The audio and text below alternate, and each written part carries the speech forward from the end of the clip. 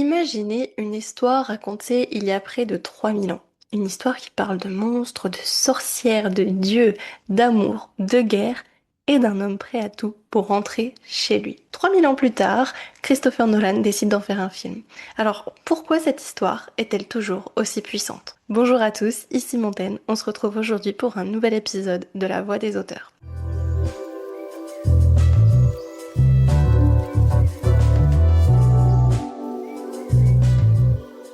Aujourd'hui, j'avais envie de parler d'une œuvre qui traverse les siècles sans perdre sa force. L'Odyssée. Si vous écoutez cet épisode, c'est probablement parce que vous avez entendu parler de la récente adaptation réalisée par Christopher Nolan. J'ai vu l'adaptation, donc forcément, je me suis dit que c'était le moment parfait pour revenir aux origines de cette histoire. Parce qu'avant d'être un film spectaculaire, on va pas se mentir, le film est incroyable, l'Odyssée est avant tout un des plus grands textes de la littérature mondiale. C'est une œuvre vieille de près de 3000 ans qui continue pourtant d'inspirer les écrivains, les artistes, les réalisateurs. Alors aujourd'hui, je vous propose de partir ensemble, faire un petit voyage, peut-être aussi tumultueux que celui de Ulysse, à la découverte de cette œuvre. Lorsqu'on pense aux grands auteurs de l'histoire, on imagine souvent une biographie bien documentée. On connaît par exemple la vie de Victor Hugo, celle de Shakespeare, même si certains ont encore des débats dessus, mais lorsqu'il s'agit de celle d'Homère, c'est un mystère.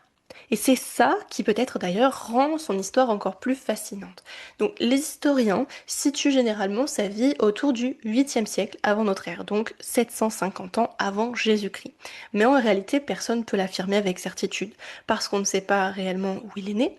Certaines cités grecques se sont disputées pour son lieu de naissance, parce que bien évidemment, chacune d'entre elles voulait revendiquer cet immense poète, mais on ne le sait pas. On ne sait pas précisément où il est né. On ne sait pas non plus à quoi il ressemblait. C'est une célèbre image qu'on a de lui, d'un vieil homme aveugle qu'on retrouve dans des représentations, mais c'est pas une certitude. Et c'est pas tout. Certains chercheurs vont encore plus loin en affirmant qu'Homère n'a peut-être jamais existé. Alors oui, ça paraît fou, mais vous avez bien entendu, parce que depuis des siècles, il y a des spécialistes qui débattent sur ce qu'on appelle la question homérique. C'est l'idée que l'Iliade et l'Odyssée n'ont pas été écrites par une seule personne. Ça paraît fou, mais si ces histoires étaient plutôt le fruit de plusieurs générations de contenus qui auraient transmis ces histoires oralement avant qu'elles soient mises à l'écrit. Et ces hypothèses sont loin d'être absurdes parce qu'à cette époque-là, la Grèce notamment fonctionnait grâce à la tradition orale. Les récits voyagent grâce aux conteurs, les héros vivent à travers leur voix, les histoires se transforment forcément légèrement au fil des générations, puis un jour, quelqu'un les fixe par écrit. Était-ce Homère ou simplement celui qui a rassemblé ces récits? On ne le saura jamais, mais finalement, je trouve que c'est assez beau parce que le premier mystère de l'Odyssée, c'est peut-être son auteur. On a un petit peu abordé la Grèce, donc on va un petit peu aller plus loin sur ce point-là pour comprendre l'Odyssée. Parce qu'il faut oublier l'image de la Grèce antique qu'on a en tête. On est plusieurs siècles avant les grands philosophes comme Socrate, Platon ou Aristote. Athènes n'est pas encore la puissance intellectuelle que l'on connaît. La démocratie athénienne n'existe pas encore sous sa forme classique. La religion est omniprésente et les dieux, surtout les dieux, interviennent dans tous les aspects de la vie. Une tempête, à cause de Poséidon. Une bonne récolte, grâce à Déméter. Une victoire militaire, sans doute avec l'aide d'Athéna ou Arès. Pour eux, les dieux étaient partout. Ils aimaient, ils détestaient, ils se mettaient en colère, ils faisaient des erreurs, et c'est exactement ce qu'on retrouve dans l'Odyssée. Les dieux ne sont jamais, jamais de simples spectateurs. Ils deviennent presque des personnages à part entière. Pourquoi raconter ces histoires? Aujourd'hui, nous lisons des romans, on regarde des séries, on va au cinéma. À l'époque d'Homère, tout ça n'existait pas. Les histoires étaient racontées à voix haute, comme je vous l'ai dit, par des poètes qui parcouraient les cités grecques. Ils chantaient des exploits, ils s'accompagnaient souvent d'instruments de musique, et leur mémoire était absolument extraordinaire. Je sais pas si on se rend compte du nombre d'histoires qu'ils ont contées à travers les années. Moi, je me rappelle déjà pas du livre que j'ai lu hier soir. Donc, imaginez devoir réciter plusieurs milliers de vers sans livre, sans notes, simplement de mémoire. Et c'est pour ça que les poètes, ils utilisent des nombreuses répétitions. Si un jour votre prof de français vous parle des répétitions, des rimes, etc., vous pourrez lui sortir cette petite anecdote, c'est que ce n'est pas un manque d'imagination, c'est un procédé de mémorisation. Des fois, ça va pas plus loin, juste ils voulaient réviser leur texte facilement. un peu comme vous. Et du coup, ça vous aide, c'est pas génial? Donc, ces expressions, elles servaient surtout de repères et elles donnaient au rythme quelque chose de presque musical au récit. Gardez cette idée dans un coin de votre tête parce qu'on reviendra sur la musique après. Pour ceux qui connaissent Travis Scott, restez, on va en parler. Mais alors, pourquoi écrire l'Odyssée? On pourrait penser que l'objectif était de divertir, mais en réalité, c'était bien plus que ça. Parce que les récits antiques, ils avaient plusieurs fonctions. Ils transmettaient la mémoire collective, ils enseignaient des valeurs de la société grecque, ils expliquaient les liens entre les hommes et les dieux, et ils proposaient des modèles de comportement. Chaque héros incarne une qualité, mais aussi un défaut. Achille représente la force, Hector le devoir et Ulysse la ruse. C'est probablement tout ce qui fait son originalité.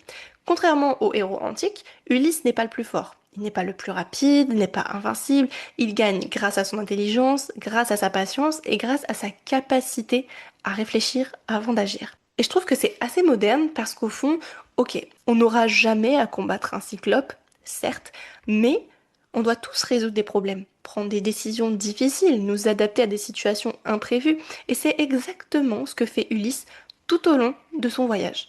En parlant de son voyage, pourquoi on raconte plutôt son voyage que la guerre? Lorsqu'on parle de la guerre de Troie, de l'Odyssée, on pense immédiatement au cheval de Troie. Pourtant, ce qui est intéressant, c'est que dans l'Odyssée, on ne raconte pas cette guerre. Quand le récit commence, elle est déjà terminée, les héros rentrent chez eux, enfin, ils essayent, mais c'est la différence avec l'Iliade. L'Iliade, ça raconte comment les héros gagnent la guerre, l'Odyssée, ça raconte comment ils survivent après celle-ci. C'est fou, ils ont survécu à la guerre et ils continuent de survivre encore après. L'idée est quand même très moderne, parce qu'on parle souvent de grandes victoires, mais beaucoup moins de ce qui vient ensuite. Comment on retrouve une vie normale après des années de violence? Comment on rentre chez soi lorsqu'on a profondément changé? Comment on retrouve sa famille lorsqu'on n'est plus la même personne? Et finalement, le véritable combat d'Ulysse, c'est même pas ceux contre les monstres, c'est celui qui consiste à redevenir lui-même, à retrouver sa vie. Maintenant qu'on a posé ce contexte, on va rentrer dans le cœur de l'œuvre. Parce que lorsqu'on résume l'Odyssée, on dit souvent que c'est une histoire d'un homme qui cherche à rentrer chez lui. Donc dit comme ça paraît presque banal, mais ce voyage, il dure 10 ans. 10 longues années, auxquelles on ajoute 10 ans de la guerre de Troie. Donc lorsque Ulysse remet les pieds à Ithaque, ça fait 20 ans qu'il a quitté son royaume. Il a 20 ans d'absence, son fils quand il est parti c'était un nourrisson, maintenant il est plus que majeur, sa femme ne sait même plus si son mari est vivant et son peuple commence à perdre espoir. Donc finalement, c'est même pas juste un voyage, c'est même pas juste une guerre, c'est une lutte contre le temps. 20 ans. Pourquoi Ulysse met autant de temps à rentrer? Il faut revenir sur la guerre de Troie, parce qu'après 10 ans de siège, les Grecs parviennent enfin à entrer dans la ville, grâce au célèbre cheval de Troie, et petite anecdote, contrairement à ce que beaucoup de personnes pensent, le cheval de Troie, il n'est pas raconté en détail dans l'Odyssée. On en a un petit peu parlé tout à l'heure, mais l'épisode est évoqué par Ulysse en fait lorsqu'il raconte son passé, mais c'est vraiment pas du tout un récit développé. Ulysse, lui, il est considéré comme le cerveau de cette victoire, parce que c'est lui qui a imaginé cette ruse, donc c'est pour ça qu'il en parle, c'est lui qui a imaginé ce cheval. Mais ce succès va aussi lui attirer la colère d'un dieu. Poséidon. Poséidon, on le rappelle, c'est le dieu de la mer, et malheureusement pour Ulysse, lorsqu'un dieu décide de s'acharner contre vous, le voyage devient compliqué.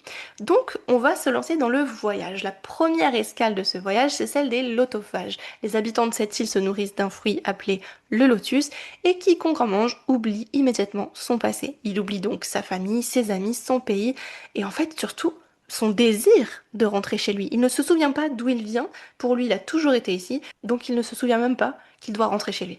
Et lorsque certains de ses compagnons goûtent ce fruit, eux aussi refusent de partir. Et c'est pour ça qu'Ulysse il est obligé de les attacher de force au navire. Et je trouve que cette première étape, elle est assez forte parce qu'elle nous rappelle que l'oubli est peut-être aussi dangereux qu'un monstre. Parce que, après tout, si on oublie qui on est, que reste-t-il de nous? Moi, l'oubli, vraiment, c'est quelque chose qui me fait trop peur. Donc, on va pas trop s'attarder ici et on va passer au Cyclope. Le Cyclope est probablement l'épisode le plus célèbre de toute l'Odyssée. Ulysse et ses hommes arrivent dans la grotte d'un Cyclope, un géant nommé Polyphème, et ils pensent y trouver de la nourriture, mais au lieu de cela, ils deviennent eux-mêmes le repas. Génial. Le Cyclope les enferme et il dévore quelques-uns de ses compagnons.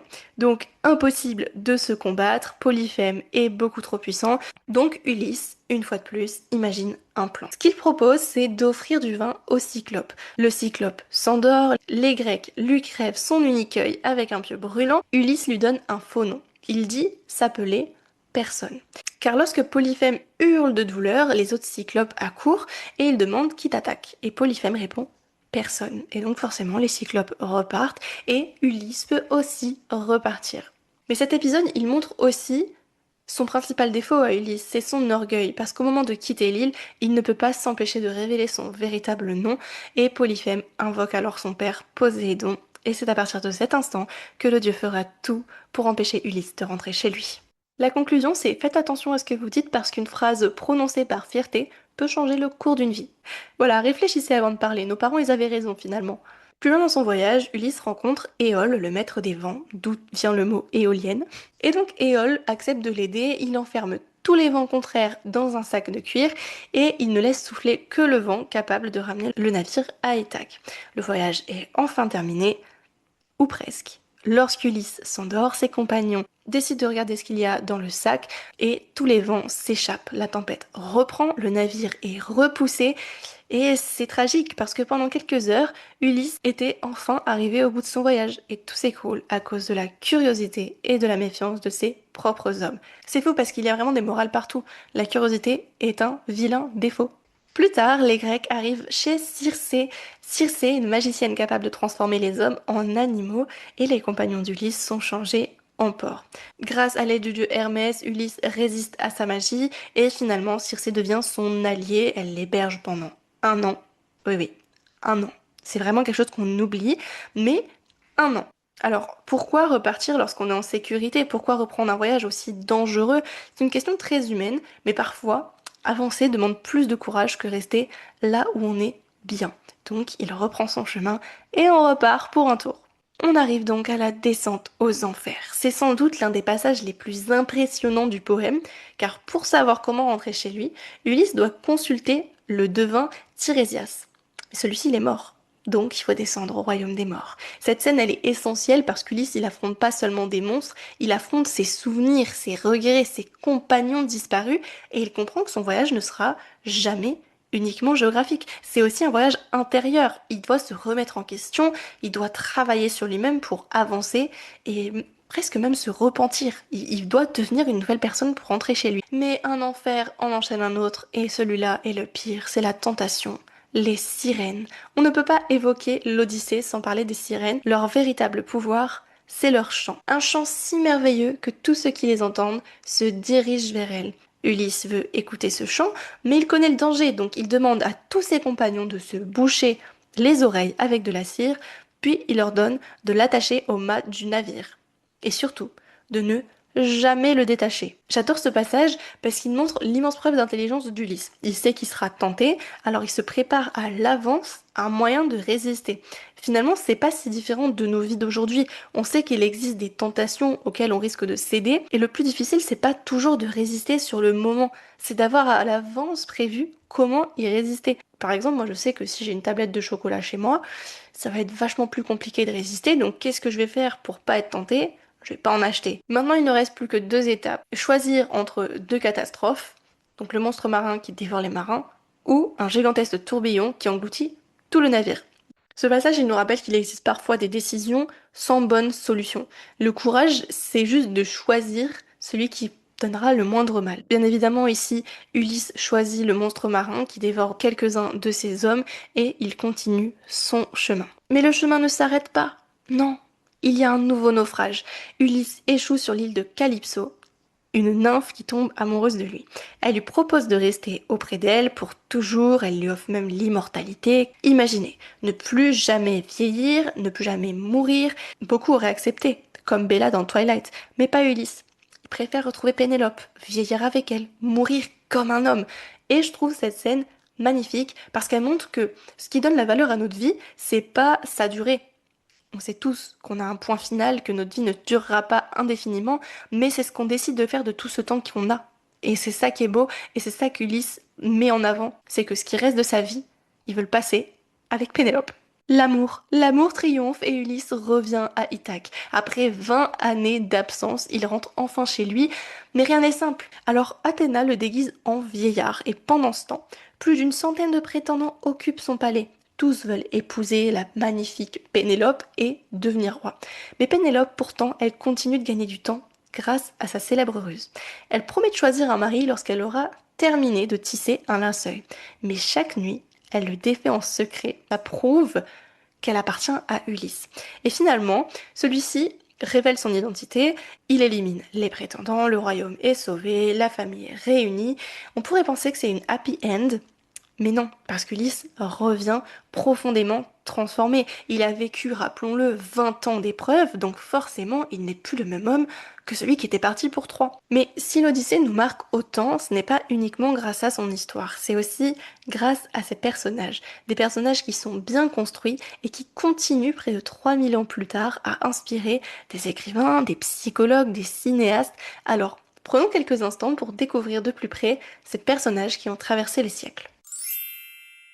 Quand on pense à un héros grec, on imagine souvent un guerrier invincible, quelqu'un comme Achille, le plus fort, le plus rapide, le plus redouté. Mais Ulysse, lui, c'est pas vraiment ça.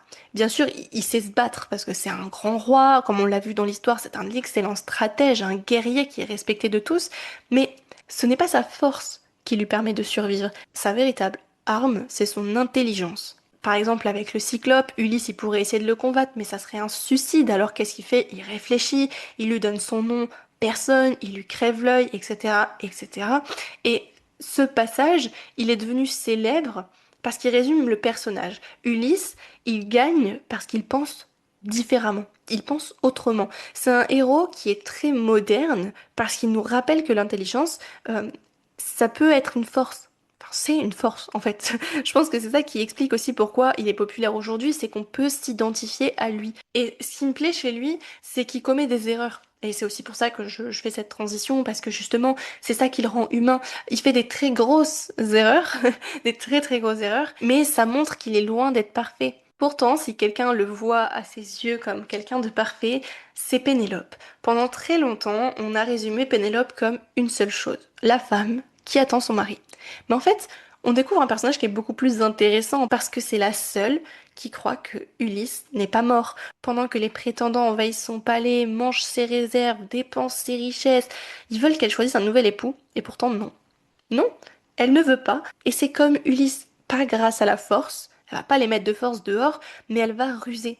Comme j'ai dit tout à l'heure, le jour, elle tisse, la nuit, elle défait ce qu'elle a fait de son travail, et elle recommence pendant des années, et ça montre que Pénélope, c'est le miroir d'Ulysse.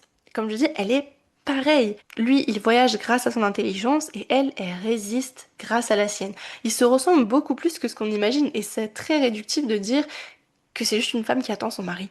Qui dit couple dit enfant et on parle ici de Télémaque. Quand l'histoire commence, il est presque adolescent, il n'a jamais connu son père, il grandit dans un royaume où personne ne le respecte. Et en fait, ce qui est fou, c'est qu'il devient un homme en partant interroger ceux qui ont combattu avec Ulysse, en apprenant à gouverner, à prendre la parole, à faire des choix. Et en littérature, ça, c'est ce qu'on appelle un roman d'apprentissage. Parce que Télémaque, il effectue son propre voyage pendant que son père effectue le sien. Leurs histoires, elles avancent en parallèle jusqu'à leur retrouvaille. Donc en fait, les trois personnages, Télémaque, Pénélope et Ulysse, c'est vraiment une famille, mais vraiment miroir. Les trois se ressemblent, les trois pensent pareil, aiment pareil, voyagent pareil, et je trouve que c'est ça qui est vraiment fou avec ces personnages. On va passer très rapidement sur certains dieux, dont Athéna, qui est sans doute la plus importante parce qu'elle protège Ulysse pendant tout son voyage, parce qu'elle reconnaît en lui une qualité qu'elle apprécie particulièrement, qui est l'intelligence, dont on a déjà parlé. C'est la déesse de la sagesse, mais aussi de la stratégie. Donc forcément, elle le conseille, elle le guide, elle l'inspire, et Ulysse continue, grâce à elle, à faire ses propres choix. À l'inverse, Poséidon devient son plus grand adversaire, avec les tempêtes, les naufrages, les détours. C'est pas tellement la tempête qui va définir Ulysse, mais c'est sa manière de réagir à tout ça. Poséidon, il est juste là pour lui mettre des petites étapes dans sa vie. Et enfin, on a deux femmes qui jalonnent particulièrement le voyage d'Ulysse, Circé et Calypso. On les représente souvent comme des séductrices, mais en fait c'est beaucoup plus profond que ça.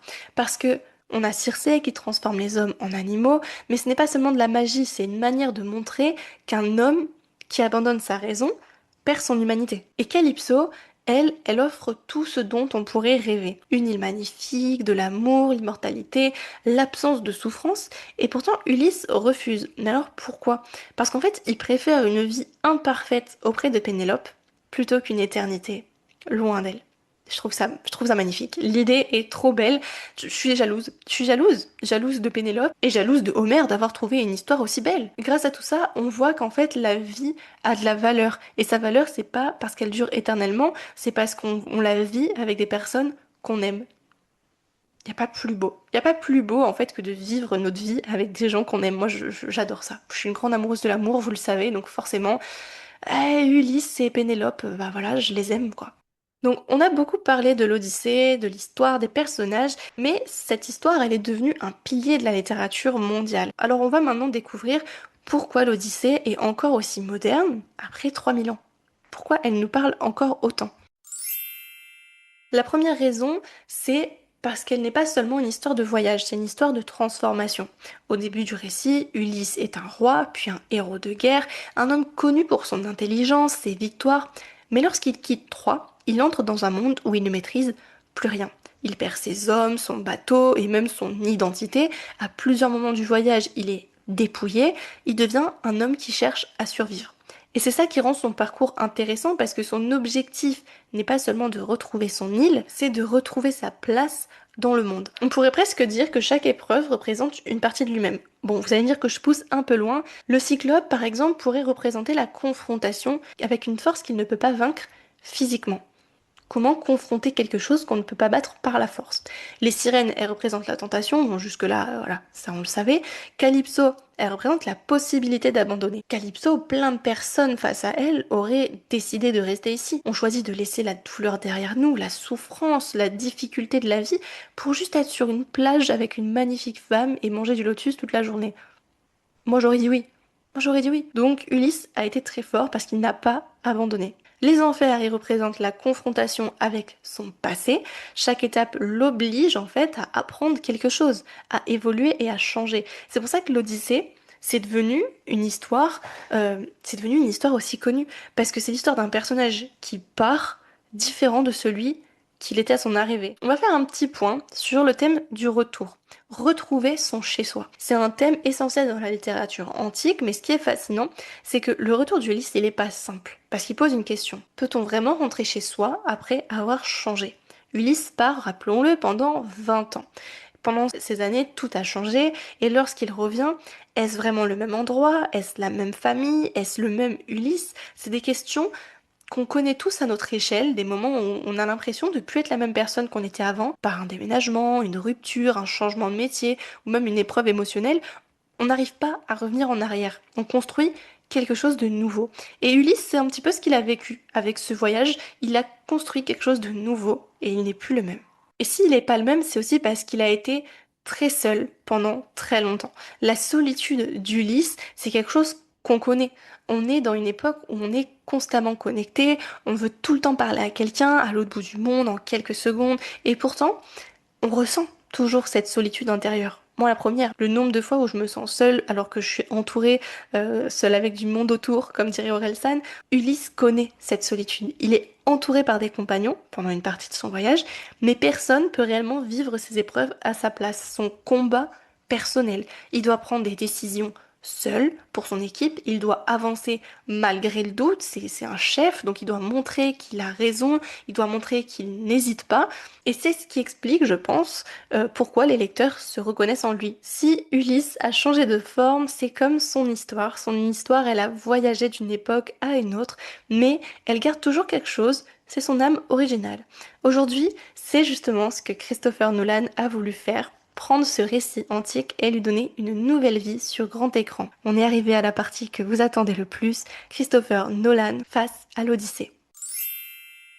Le choix de Nolan pour adapter l'Odyssée, il n'est pas si surprenant, parce que quand on regarde sa filmographie, on retrouve des obsessions qui rejoignent notamment celles des textes antiques, avec le temps, la mémoire, l'identité, les personnages confrontés à des événements qui les dépassent, et surtout, des hommes qui tentent de comprendre leur place dans un monde beaucoup plus grand qu'eux. Quand on pense à Christopher Nolan, on pense souvent à des films complexes, des récits qui jouent avec la perception du spectateur. Avec Inception, par exemple, il explore les rêves et la frontière entre la réalité et l'illusion. Avec Interstellar, il parle du temps, de l'amour et de la survie de l'humanité. Un de mes films préférés d'ailleurs. Avec Dunkerque, il raconte une expérience de guerre en jouant avec la chronologie et différents points de vue.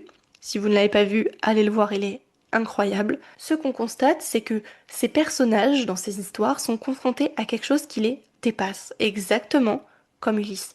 Un homme face aux dieux, face à la nature, au temps, à lui-même, c'est tout ce que Nolan aime mettre en avant. Mais il y a aussi un autre point qui semble logique, c'est son rapport à l'immersion. Christopher Nolan, c'est un réalisateur qui aime créer une expérience de cinéma. Il privilégie souvent les décors réels, les effets pratiques et une sensation de grandeur. Et l'Odyssée, c'est parfait pour lui parce que c'est un périple, c'est des aventures et c'est surtout une expérience sensorielle. Et ça, le cinéma peut l'ajouter au texte de l'Odyssée. Mais malgré tout, ça représente un défi immense parce que c'est pas un roman classique qu'on peut transformer à l'écran. C'est un poème. Un texte rempli de symboles, de personnages qui représentent des idées. C'est des événements qui fonctionnent autant comme des aventures que comme des métaphores.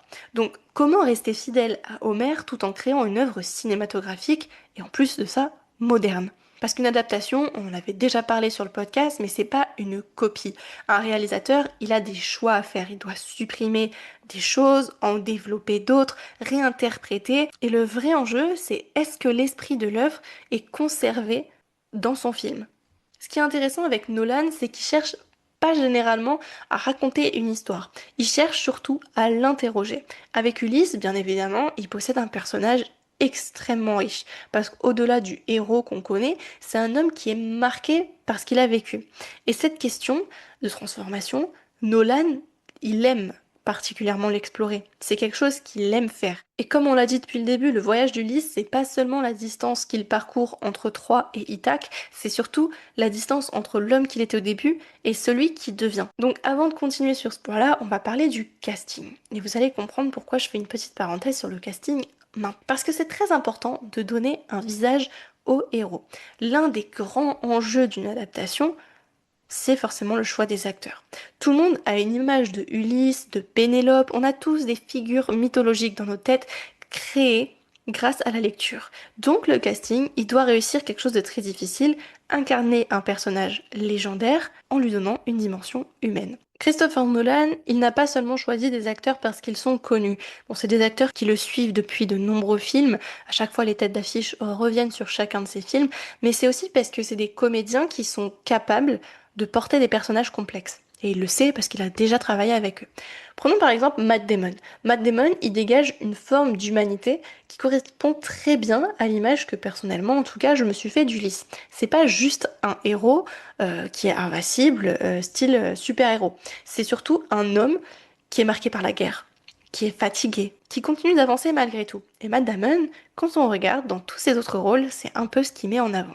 C'est souvent ce type de personnage qu'il fait, avec des films où l'intelligence et la résilience s'appriment sur la force brute. Dans la même idée, on a Tom Holland qui lui aussi est très intéressant, déjà parce qu'il est jeune et que beaucoup le connaissent pour des rôles plus légers. Télémaque, c'est justement un personnage qui passe de l'adolescence à l'âge adulte. Son parcours, c'est celui d'un homme qui apprend à gouverner, à prendre des décisions et à se construire en l'absence d'un père, comme beaucoup d'entre nous à notre époque. Mais ça, c'est un autre sujet. Et ce rôle, ça demande autant de sensibilité que d'évolution. Et je trouve que Tom Holland, il possède vraiment cette capacité à montrer les doutes, peut-être aussi par son rôle avec Spider-Man. Parce que Spider-Man, c'est un personnage qui est très déterminé.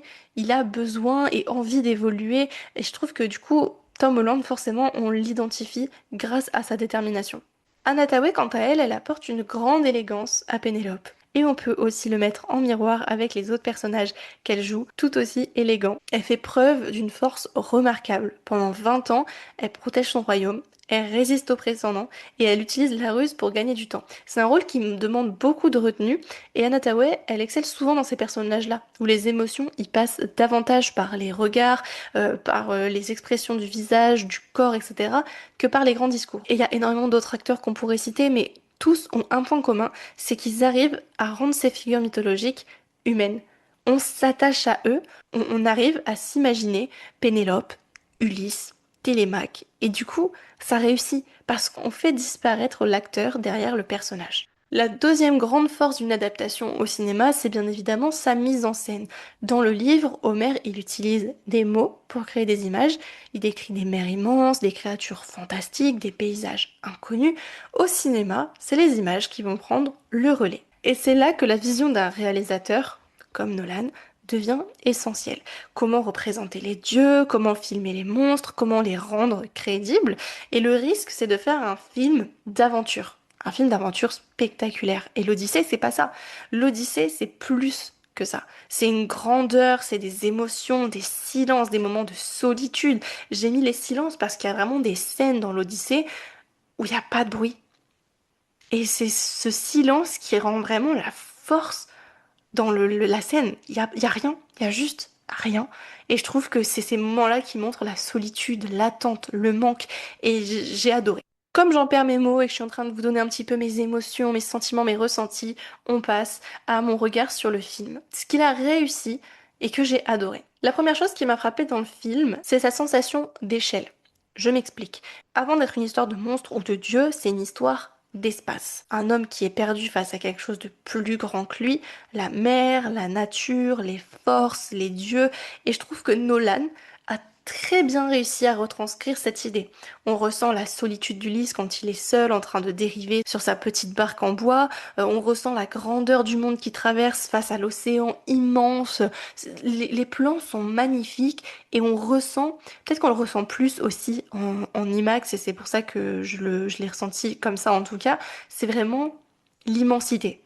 C'est le voyage, il paraît pas juste un déplacement géographique, c'est vraiment l'immensité d'une traversée vers l'inconnu. Et quand on regarde la map par laquelle il est passé, tous les endroits qu'il a fait, etc., bah ouais, c'est immense. L'échelle de sa traversée est juste folle et je trouve que ça a été très bien mis, c'est très réussi. Un autre élément qui m'a beaucoup marqué, c'est un petit peu lié à ça vu que c'est l'aspect visuel du film. Donc une des difficultés, on l'a dit tout à l'heure, c'est qu'on a tous nos images mentales et donc forcément c'est compliqué de mettre à l'écran des choses que chacun s'est créé dans sa tête. Les îles, les créatures, les palais. Et je trouve que Nolan a réussi à créer quelque chose de très immersif. Les paysages deviennent comme des personnages, la mer n'est pas seulement un décor, c'est une force, des fois c'est une menace aussi, et, et je trouve que c'est fou. Et étant une grande fan de paysages, voilà, j'adore les paysages dans Le Seigneur des Anneaux, j'adore ces films où on s'en prend plein la vue et on est en mode waouh, juste waouh! Et je trouve que du coup ça a été très bien fait. Et quand c'est accompagné par une ambiance sonore ou de la musique, je trouve que c'est encore plus fou parce que ça nous prend aux tripes. Une histoire comme celle-ci, elle doit réussir à créer la sensation de grandeur. Donc là, comme je vous ai dit, elle ressort avec l'IMAX, elle ressort avec les paysages, avec la densité de la mer, etc. Mais comme elle est accompagnée par une musique ou par le silence, ça crée une dimension beaucoup plus intime. On se sent touché par la musique, ça nous fait monter les battements de notre cœur, etc. Ça nous prend. Et je trouve que c'est la force aussi de Nolan, c'est vraiment ses musiques. Les musiques accompagnent tout le temps les scènes et c'est magnifique. Bien évidemment, mon avis va forcément aussi aller sur la différence entre le livre et le film. Parce que, voilà, est-ce que c'est fidèle? Moi, c'est une question qui me turlupine toujours un petit peu. Voilà, je vais pas vous mentir et vous le savez déjà si vous m'avez écouté avant, mais j'ai du mal quand un film n'est pas fidèle au livre. C'est très compliqué pour moi, surtout quand je me suis vraiment imaginé les scènes, les personnages, ça peut très vite casser. Mais là, je trouve que ça a été très bien adapté. Mais on va s'arrêter sur un premier point. C'est ce qui a été condensé. Parce que forcément, le cinéma, c'est ce qu'il doit faire, il peut pas tout mettre. Surtout que dans l'Odyssée, Ulysse, il traverse énormément d'épreuves. Il y en a qui sont très longues, d'autres qui sont racontées comme des souvenirs. Et donc, Nolan, dans son film, doit trouver un équilibre pour éviter justement de transformer une histoire en une succession d'aventures. Et ça, c'est un défi. Et je trouve que ça a été très bien fait, parce qu'on ressent pas forcément ce allez, on passe à l'autre, on passe à l'autre, sauf un tout petit peu sur la fin. J'ai l'impression que c'est vraiment une progression et que c'est surtout émotionnellement qu'on suit Ulysse plutôt que dans ses aventures et ses épreuves. Parce que les rencontres d'Ulysse, elles ont tout un sens. Les étapes, elles le transforment petit à petit et du coup, il a réussi à faire un lien entre chaque étape, entre chaque transformation mentale, physique, etc. Et il n'a pas simplement enchaîné. Donc c'est condensé quand même, parce qu'il y a certains passages qui sont pas trop développés, comme le passage du cyclope. On ne voit pas quand il dit qui es-tu? Personne. On voit un seul cyclope, alors que dans l'histoire, il y en a plusieurs. Le tout premier arrêt qu'il fait, on ne l'a pas non plus. Voilà, il y a plein de choses qui sont mises de côté. Mais forcément pour en développer d'autres, et je trouve que c'est pas gênant parce que ça a quand même été bien adapté. S'il y a des choses qui ont été condensées, il y a aussi des choses qui ont été modernisées. Il y a certains éléments qui sont réinterprétés parce qu'une adaptation contemporaine, forcément, ça doit parler au public d'aujourd'hui. Par exemple, la manière de représenter les personnages, leur rapport aux dieux, la psychologie des héros, et surtout, je trouve, la place des personnages féminins. C'est quelque chose qu'on attend toujours, parce que de nombreuses places sont données aux hommes et beaucoup moins aux femmes. Et je trouve que dans ce film, la place des personnages féminins est vraiment mise en avant.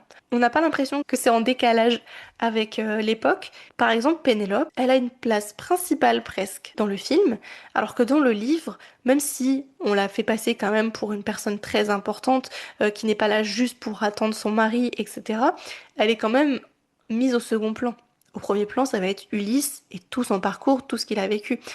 Pénélope, elle est présente, mais moins. Et je trouve que dans le film, ça a été très bien amené parce qu'elle est vraiment présente. En plus, le fait que ça soit joué par Anna Thaoué, qui est une personnalité féminine très forte, qui a joué dans des films féministes, qui prônent aussi tout ça, je trouve que ça rend, rien qu'avec ça, le personnage féminin fort. Et il n'y a pas que Pénélope, il y a aussi le fait que Calypso, ça soit une femme, que Athéna qui l'accompagne, c'est une femme et c'est vraiment mis en avant. Mais on cherche aujourd'hui à comprendre les personnages, à comprendre leurs motivations, leurs blessures, leurs contradictions. Et c'est ça en fait qui permet au récit de fonctionner. Et c'est ça qui a très bien fonctionné. C'est qu'on voit par exemple le personnage de Tom Holland qui a des blessures, qui a des émotions, qui veut retrouver son père. Et c'est aussi quelque chose qu'on connaît aujourd'hui. C'est modernisé sans l'être parce que c'est quelque chose que Homer racontait déjà avant, mais qu'on connaît toujours aujourd'hui. Ce qui a modernisé, c'est la manière de montrer ses émotions, par exemple. Donc, il y a énormément de choses qui ont été modernisées. Et la dernière chose dont je voudrais vous parler sur ce point de modernité, c'est Travis Scott. Je vous l'avais promis, le voici. C'est un parallèle qui est très intéressant. Évidemment, on va pas comparer un poète antique comme Homère à Travis Scott, c'est pas le but. Mais ce qu'on avait dit, c'est qu'à l'époque d'Homère, les récits, ils étaient chantés, ils étaient récités, partagés devant un public. La poésie, c'était une expérience collective. Et aujourd'hui, la musique, elle joue un rôle similaire. Les artistes racontent le monde, construisent des univers, ils partagent leurs textes, leurs voix, et tout ça dans une mise en scène, dans des concerts. Et c'est notamment ce qui a rapproché Travis Scott à ce film. Parce que c'est une certaine forme de poésie moderne. Son travail, il ne repose pas uniquement sur les paroles, il crée aussi des ambiances, des images mentales, une esthétique complète autour de ses albums et de ses performances. Et finalement, ce qui traverse les siècles, c'est peut-être cette même envie humaine de raconter des histoires, de créer des univers et surtout de faire ressentir des choses à ceux qui les écoutent. Et c'est ça que je trouve très beau, c'est d'avoir mis Travis Scott dans ce rôle-là. Dans le texte écrit, c'est l'invocation à la muse, et là, c'est lui qui fait ça. Et je trouve ça trop fort de l'avoir mis lui en tant que poète de l'époque. Voilà, j'ai juste petit aparté sur ce personnage qui justement a apporté de la modernité dans les textes poétiques de l'époque. Un autre élément qui m'a vraiment plu, c'est le rythme narratif de Nolan. Christopher Nolan, il a un rapport au temps qui est mis en avant dans tous ses films. Que ce soit dans Inception, que ce soit dans Interstellar, Dunkerque, à chaque fois, il y a un rôle qui est rempli par le temps. Le temps, il est super important. Et lui, il adore jouer avec la chronologie. Il aime montrer que notre perception des événements, elle peut changer selon le moment où on les découvre. Et ça rejoint plutôt bien l'Odyssée parce que dans le texte d'Homère, le récit, il n'est pas raconté de manière linéaire.